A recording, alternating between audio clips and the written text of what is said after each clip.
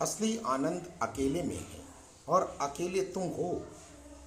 दूसरा तो तुम्हारी ही खोज है और उसी खोज से दुख की शुरुआत है, क्योंकि जिसे तुम परमात्मा कहते हो वह कोई शरीर या वस्तु तो है नहीं, केवल एक ऊर्जा का महासागर है जो हमारे चारों ओर समस्त ब्रह्मांड में अस्तित्व के रूप में फैला हुआ है।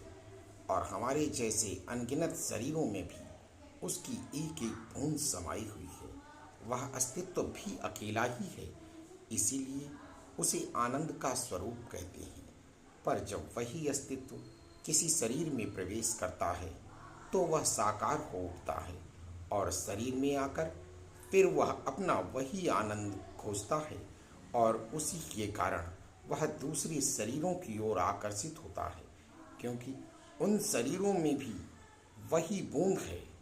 पर चूंकि वे सारे शरीर अपनी अपनी प्रारब्ध के अनुसार शरीर में प्रवेश करते हैं, इसलिए जब हम उनसे जुड़ते हैं तो उनके सुख और दुख भी हमारे हो जाते हैं, जिसमें सुख तो वो शरीर अपने लिए रखते हैं और दुख हमारे हिस्से में आ जाते हैं। इसलिए जब भी हम दूसरों में या दूसरी चीज़ों में सुख ढूंढते हैं तो हमें अंततः दुख ही झेलना पड़ता है। पर यदि हम यह सुख स्वयं में देखना शुरू कर दें तो हम यानी स्वयं अस्तित्व के साथ होंगे। और इसके लिए अनेक साधन हैं।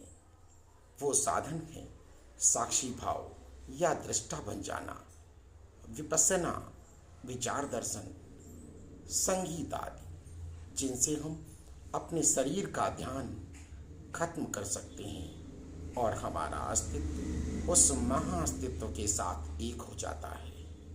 राधे राधे। नमो नमः।